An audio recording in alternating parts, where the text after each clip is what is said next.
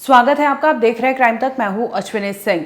दरअसल दिल्ली ब्लास्ट को लेकर लगातार दबिश डाली जा रही है। एटीएस की बात कर ले, चाहे यूपी एटीएस हो, चाहे फिर दिल्ली हो, चाहे हरियाणा हो, यहाँ पर जो स्पेशल टीमें बनाई गई हैं वो भी जांच कर रही है, एटीएस कर रही है, एनआईए जो है वो भी जगह जगह छापेमारी कर रही है, यहाँ तक कि जम्मू कश्मीर की भी। इसी दरमियान एक विजुअल सामने आता है और ये तस्वीर जो है कश्मीर के इलाके से सामने आता है, जहाँ पर डॉक्टर आरिफ, आपको बता दें कि हाल ही में डॉक्टर आरिफ से कनेक्शन सामने आया है और उसमें ये बताया जा रहा है कि डॉक्टर उमर जो है वो उससे मिलने आया था। इसी दरमियान उनकी मुलाकात होती है।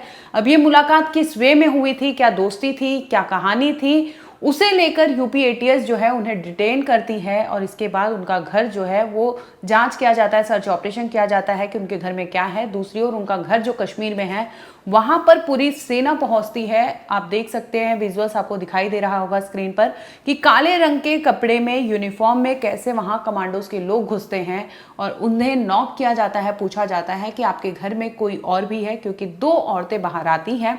इस पर उनका जवाब कुछ होता है। इसे सुनकर वो लोग आगे बढ़ते हैं। इस दरमियान दूसरी ओर से नॉक किया जाता है। वहां से एक जो शख्स है वो बाहर आते हैं। उनसे पूछा जाता है कि आपके घर में कौन है और उन्हें लेकर वो अंदर दाखिल होते हैं। पूरा सर्च अभियान करते हैं जिसमें कुछ पुलिस की टीम जो है वो पूछती है उन्हें कि डॉक्टर आरिफ के बारे में जो कुछ कहानी थी, क्योंकि यूपी एटीएस ने उन्हें डिटेन किया है और ताल्लुकात जो है डॉक्टर उमर से मिल रहे हैं। डॉक्टर उमर वही है जिसने लाल किला ब्लास्ट में ड्राइविंग सीट पर वो गाड़ी चला रहा था। इस दरमियान उसकी तस्वीरें सामने आती है और डीएनए से ये पुष्टि हो चुकी है कि डॉक्टर उमर उस वक्त लाल किला में जो ब्लास्ट हुआ है वो शामिल था, मौजूद था और ये डीएनए पुष्टि हो चुकी है।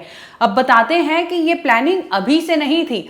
इनकी प्लानिंग, क्योंकि 30 अक्टूबर को दूसरा जो डॉक्टर है मुजम्मिल, उसे पुलिस ने गिरफ्तार किया था और उसकी गिरफ्तारी के बाद से ही एक से एक बड़े खुलासे हुए, जिसमें सारे डॉक्टर्स के जो मॉड्यूल है वो सामने आता है। व्हाइट कॉलर ग्रुप जो है, जिस तरह से इन्होंने मतलब पढ़े लिखे लोगों को शामिल किया, इसके बाद ये गिरोह काम करने लगी कि ब्रेन वॉश करना, चाहे मौलाना हो, इमाम हो, सभी को इकट्ठा करना, इसके बाद तमाम तरह की चीज़ें करना। और ये लोग अल फलाह यूनिवर्सिटी जो है वहाँ पर बाकायदा वहाँ के डॉक्टर्स और कई डॉक्टर्स को अभी भी पुलिस डिटेन की है, पूछताछ कर रही है, क्योंकि ज़्यादातर का कनेक्शन जो सामने आ रहा है वो जम्मू कश्मीर से सामने आ रहा है। अनंतनाग हो, चाहे पुलवामा हो, चाहे शोपियन हो, ऐसे कई जगहों से वो डॉक्टर्स अल फलाह यूनिवर्सिटी में आए थे। कोई प्रोफेसर है, कोई आगे की पढ़ाई कर रहा है, कोई रिसर्चर है। ऐसे में जिस तरह की बड़ी मात्रा में बरामदगी हुई थी विस्फोटक की, वो भी सवालों के घेरे में थे और जितने डॉक्टर्स एक दूसरे से लिंक्ड अप है उनसे भी पूछताछ की जा रही है।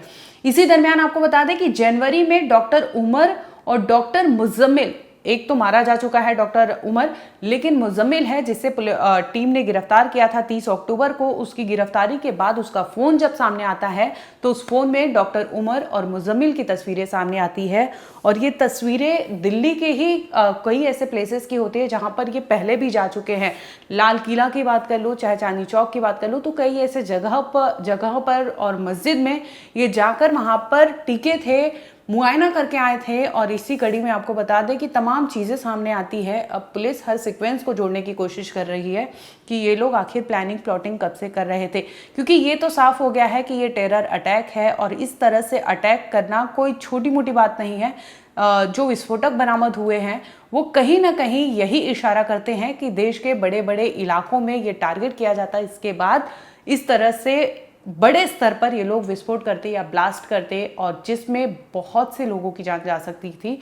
लेकिन हालांकि दिल्ली ब्लास्ट में भी 13 लोगों की जान गई है, वो भी आंकड़ा कम नहीं है, लेकिन फिर भी ये आंकड़ा कुछ और भी हो सकता था, ये विस्फोट कुछ और भी हो सकता था। इसके पहले ही टीम जो है वहाँ पर ये पूरा पर्दाफाश कर देती है।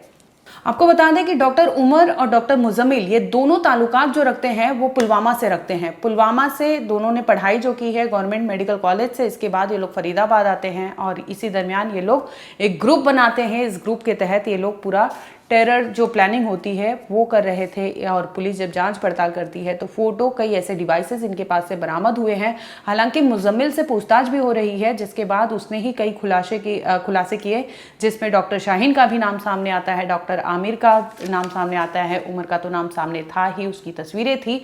और कई ऐसे आने वाले टाइम में हो सकता है कि ये डॉक्टर्स मॉड्यूल जो है वो एक न एक करके तार जुड़े हो और वो देश के कोने कोने में ये लोग ने स्लीपर सेल के तहत फैलाया हो, जिसके तहत इन्होंने एक डेट या फिर वो टाइमिंग रखी थी जिसमें इन्हें इतने बड़े कांड को अंजाम देना था। लेकिन यकीनन जो हमारी एजेंसियां हैं, जो टीम है पुलिस की, जांच एजेंसियां हैं, वो काबिल तारीफ है, जिसमें कहीं ना कहीं वो लोग इस पूरे सीक्वेंस को तोड़ पाए और इस तरह से लोगों को ट्रेस करते करते यहाँ तक पहुँचे, जिसमें बड़ी मात्रा में विस्फोटक भी बरामदगी की जाती है और कई डॉक्टर्स को भी पूछा जाता है, पूछताछ के लिए बुलाया जाता है। और अभी भी बता दूं कि कई डॉक्टर्स ऐसे रडार पर है, क्योंकि ये वाइट कॉलर क्राइम है।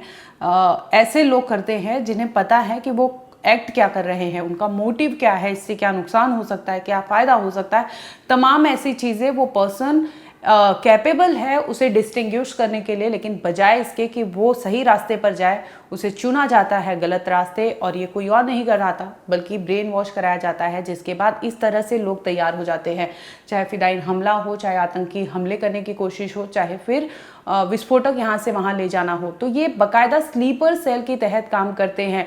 इनका रहने का जो ढांचा होता है, जो एक्ट होता है, वो इतना लो मेंटेनेंस पे रखते हैं ताकि किसी को भनक ना लग सके कि इनके पास पैसा है, ये है तो ये ऐश कर रहे हैं। ये अपनी सादगी से इतना प्रभावित लोगों को करते हैं कि किसी को कोई शक ना हो, और इसी आड़ में ये लोग इस तरह की चीज़ें गढ़ रहे थे और इतना बड़ा कांड करने की योजना बना रहे थे।